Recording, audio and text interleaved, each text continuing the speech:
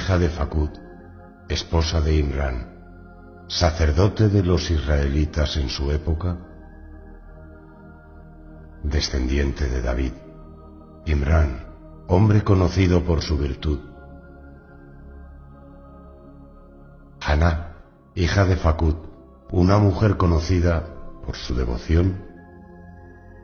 Un día estuvo sentada mirando un ave y su corazón delicado anheló ser madre, y sus sentimientos se conmovieron por tener hijos. Entonces pidió a su señor que le diese un hijo.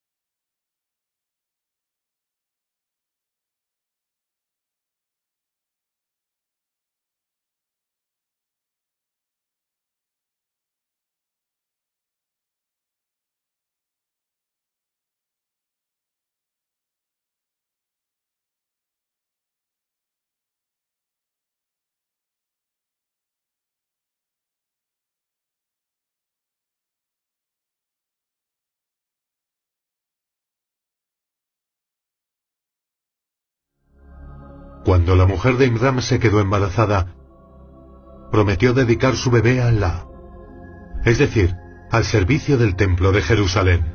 Prometió que el bebé que contenía su vientre fuese dedicado en exclusiva a Allah. Esta dedicación es un honor, porque dedicarse al servicio del templo sagrado es liberarse de lo mundano y sus cadenas, y salir a la libertad de la adoración de Allah solo, sin copartícipes. Esa es la verdadera liberación, todo lo demás es pura esclavitud.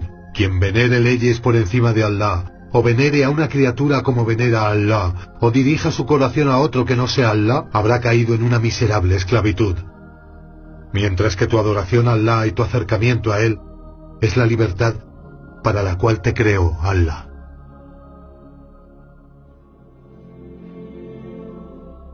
La mujer de Imrán quiso dedicar lo que había en su vientre únicamente a Allah, que sea un devoto de Allah, alabado sea, y libre de cualquier cosa que lo encadene en esta vida. El ser humano puede que sea libre de la esclavitud, pero eso no es todo. La verdadera libertad del ser humano es aquella que lo libera de las cadenas de la humillación y de la esclavitud moral. Debe liberarlo de sus deseos, sus placeres, de lo mundano en definitiva. Esa es la verdadera persona libre, liberado por Allah, glorificado sea. Y si no es así, es entonces un esclavo de la vida mundana, de los deseos y los deslices. Es cautivo de su ego, de su pasión. El mensajero de Allah, la paz sea con él, dijo: que perezca el esclavo del dinar, y el esclavo del dirham, y el esclavo de la vestimenta. Que perezca y caiga en la miseria. Si se le entrega algo, está complacido.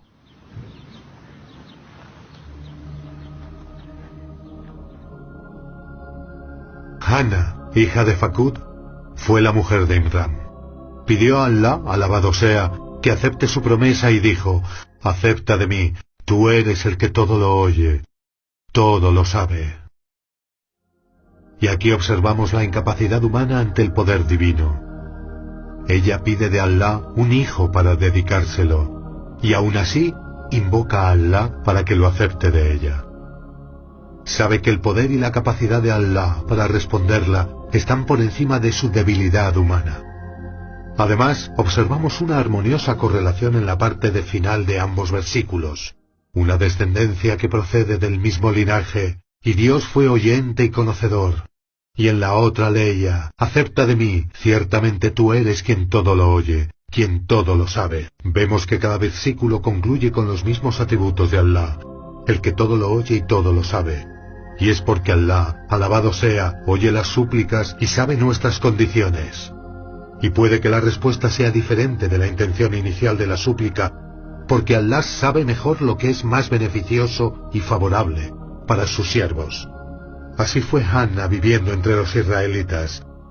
Esos fueron sus sentimientos caminando entre la gente y pasando por sus puertas, mientras miraba al cielo con la esperanza de que Allah respondiera su plegaria. En una casa parecida a esta nació la Virgen María, la paz sea con ella. La matrona examinó con sus manos a esa pequeña criatura. La miraba atónita. Se preguntaba si estaba viva o si se lo imaginaba. ¿Y por qué? Porque la niña no lloró como el resto de bebés. Se la dio a su madre que estaba alabando a Allah, glorificado sea, tras su agotamiento transitorio. Y no tardó en sentir tristeza al ver que había dado a luz a una niña. El contexto del relato indica que ya había dado a luz a una niña anteriormente. Es la hija con la que se casó Zacarías, la paz sea con él, al llegar a la edad adulta. Quizás la mujer de Imrán esperaba que diese a luz a un varón, para ello dedicarlo a Allah, alabado sea. Pero las cosas no fueron como esperaba la mujer de Imrán. Y al ver que había nacido una niña, lo lamentó exclamando: «El varón no es como la hembra». ¿Y por qué? Porque los israelitas en esa época dedicaban sus varones al servicio del templo. No admitían para el servicio del templo excepto a los varones que soportaban esa tarea, puesto que el servicio del templo de Allah, alabado sea, requiere mucho esfuerzo, resistencia y perseverancia, y la persona debe disponer para ello de mucha fuerza física.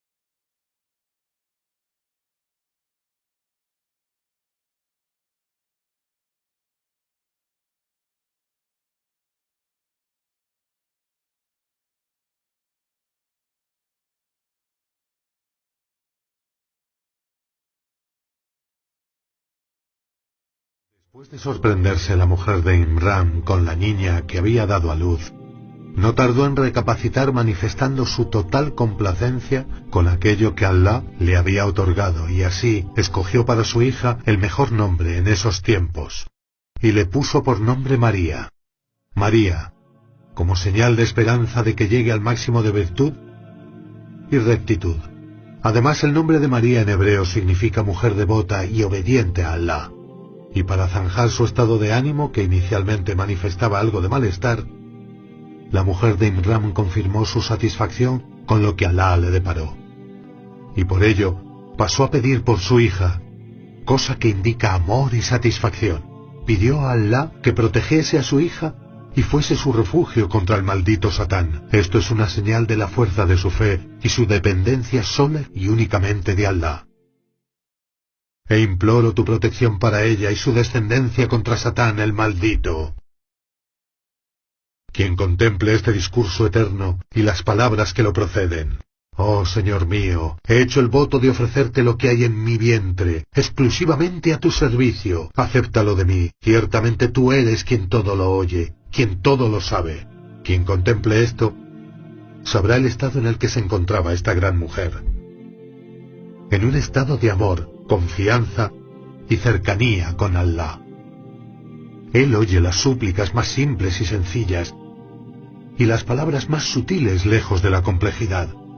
Un discurso de alguien que siente que está dirigiéndose a un Dios cercano, lleno de amor, que lo sabe y lo oye todo, y que siempre responde. Fijémonos en la belleza de las preposiciones de énfasis en árabe, que se repiten 5 veces en el discurso de la mujer de Imrán, y que realiza su deseo de obtener una respuesta del Altísimo. Ciertamente hice un voto. Ciertamente di a luz a una hembra. Ciertamente la llamé María. Ciertamente la pongo bajo tu refugio con su descendencia del maldito Satanás. María es el único nombre de mujer mencionado en el Sagrado Corán. Las demás mujeres son mencionadas mediante sus apodos, como es el ejemplo de la madre de Moisés, la mujer del faraón y la mujer de Noé. La sapiencia detrás de ello es que los soberanos y nobles no decían los nombres de sus esposas. Más bien, usan expresiones indirectas como son familia o hijos. Y cuando mencionaban a una esclava, no usaban apodos ni ocultaban sus nombres. Por ello, declaró su nombre para indicar que es una sierva de las siervas de Allah. Y su hijo es un siervo de los siervos de Allah. Y ello en respuesta a los judíos que habían dicho contra Jesús y su madre lo indecible. Allah respondió a la súplica de la mujer de Imrán. Protegió a María y a su hijo, Jesús, de Satanás. Satanás no encontró camino en absoluto hacia María y a su hijo Jesús. Nunca tuvo poder sobre ellos dos, porque estaban protegidos por Allah, alabado sea, de los susurros de Shaitán. Además, no tocó en absoluto a María cuando ésta nació, ni tampoco pudo tocar a Jesús cuando nació.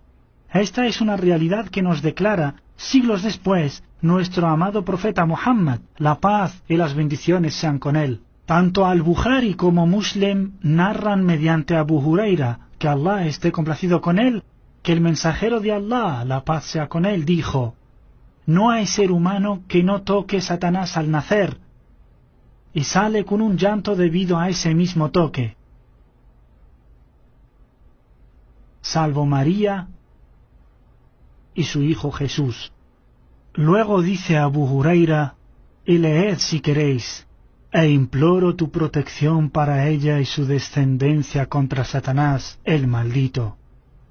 El mensajero de Allah nos explica en este hadith el secreto del llanto de los recién nacidos, cuando salen de los vientres de sus madres. Nos demuestra que es por culpa de Satanás, quien les toca y molesta al nacer. Así sabemos que la enemistad entre el ser humano y Satanás está arraigada, que Satanás es afanoso en dañar al ser humano y alejarle de Allah, el misericordioso, y que Allah le dio cierto poder para así poner a prueba a los humanos.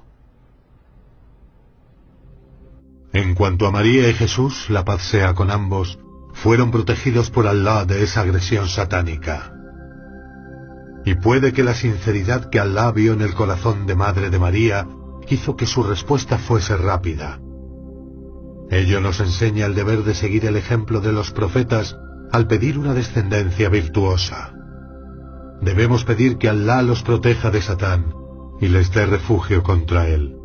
Asimismo, debemos escogerles buenos nombres y tener una buena intención de que Allah ponga a nuestros hijos al servicio de esta gran religión para beneficiar a la gente, para establecer la justicia y la rectitud.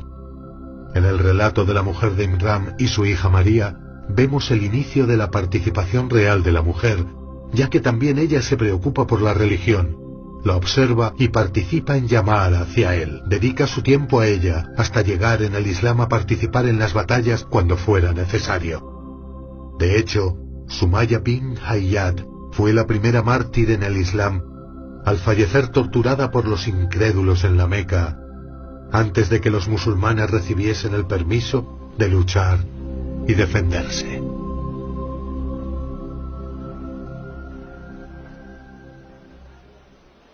La mujer de Imrán deseó tener descendencia y al quedarse embarazada hizo el voto de dedicar lo que había en su vientre al servicio del Señor y del templo de la adoración.